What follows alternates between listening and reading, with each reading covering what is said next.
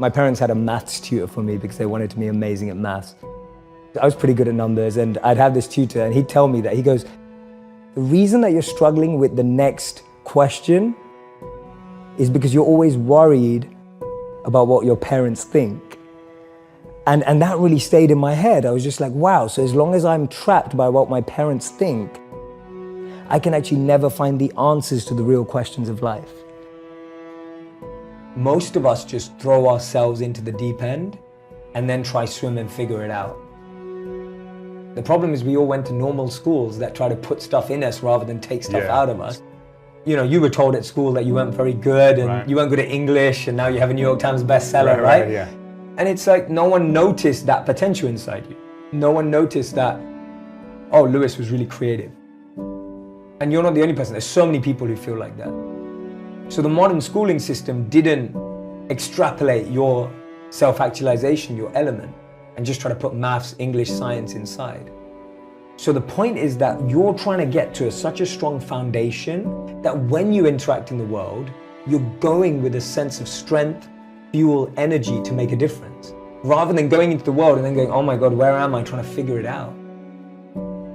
People were so far removed from their own understanding of themselves that they were either lost living a life they didn't want to, lost living up to someone else's expectations, or lost becoming someone to impress someone else.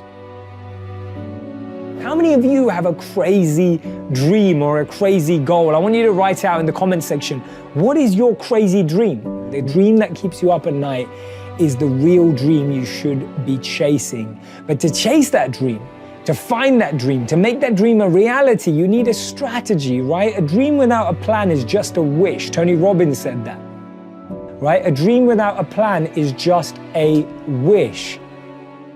You can't be what you can't see. If I never saw a monk, I would never have wanted to be a monk. If I never meet a billionaire, I wouldn't want to be one. Because I wouldn't know what that feels like. I don't know what it looks like. I don't know what it takes. What am I good at? What do I love? What does the world need? And how do I get paid for it? To me, those four help you unlock your passion. I often say to people, your passion is for you, your purpose is for others. Your passion makes you happy, but when you use your passion to make a difference in someone else's life, that's a service, that's a purpose. My goal has never been financially or materially oriented. I see that stuff as the byproduct of doing what you love. I genuinely believe that. It's always been that way around for me. My focus is to create entertainment that truly has educational value, but without us always knowing it. I think we all learn best when we don't know that we're learning. If we're all pushed into a classroom and told we have a class, we're all not listening. Start at a place where you have self-awareness, self-actualization, you have figured out what works for you, what your strengths are. So I think it starts even at a physical level. Anyone who's a physical fitness or a health coach will know that different bodies need different food, different sleep, different fluids. We don't all need the same thing. Me and you with different body types can't do the same workout. Our bodies have different tolerances in different things. That's self-awareness at the physical level. We know our limits, we know what we can do, we know what we can't do, we know what our challenge is. On a mental level, what's self-awareness? Knowing what type of people I like to be with. Knowing who helps me grow and who drains me. That's mental self-awareness. I believe that the answers come from within, and we're not asking the right questions. I feel we're always looking for the right answers, not the right questions. And the biggest companies that we respect today, the biggest organizations, all came from trying to answer a question. It all came from trying to solve a problem or a question that we were able to identify.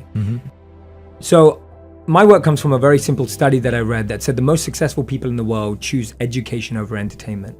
And the most unsuccessful people in the world choose entertainment over education. I know people who graduated at 21 and didn't get a job till they were 27. I know people who graduated late at 25 and they found work immediately. I know people who never went to university but found what they love at 18. I know people who found a job straight out of college, making decent money, but hate what they do. I know people who took gap years and found their purpose. I know people who were so sure about what they were going to do at 16 and changed their mind at 26. I know people who have children but are single. And I know people who are married but have had to wait 8 to 10 years to have children. I know people in relationships who love someone else. I know people who love each other but aren't together. So my point is, everything in life happens according to our time, our clock. You may look at some of your friends and think that they're ahead of you, or maybe some of them you feel are behind. But everything happens at their own pace. They have their own time and clock, and so do you. Be patient.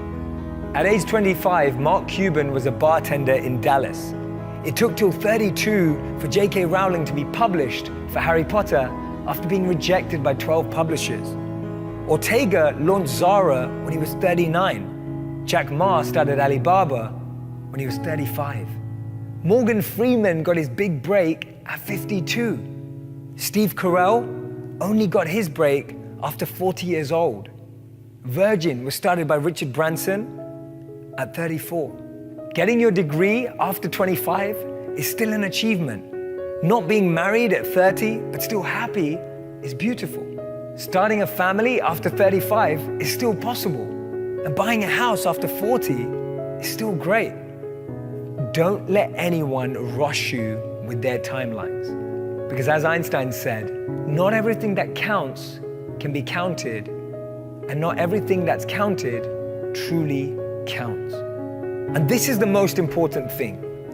I want you to be able to create meaningful, purposeful, fulfilling lives for yourselves, and learn how to use that to make an impact and a difference in the lives of others. That will be true success.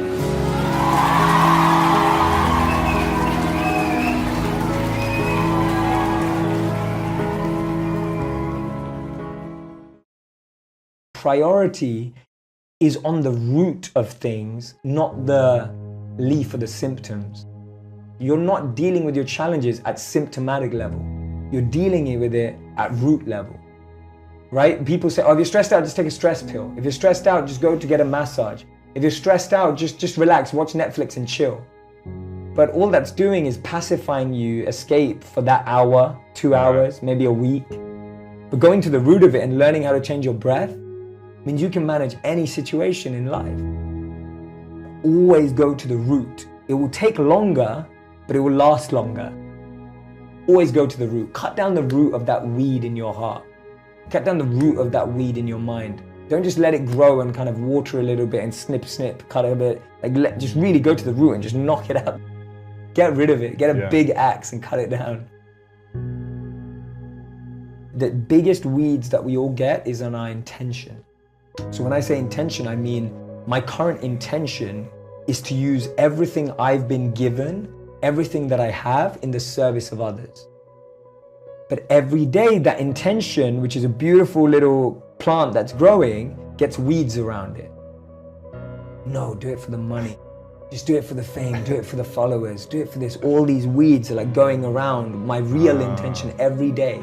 Every day. That's a weed.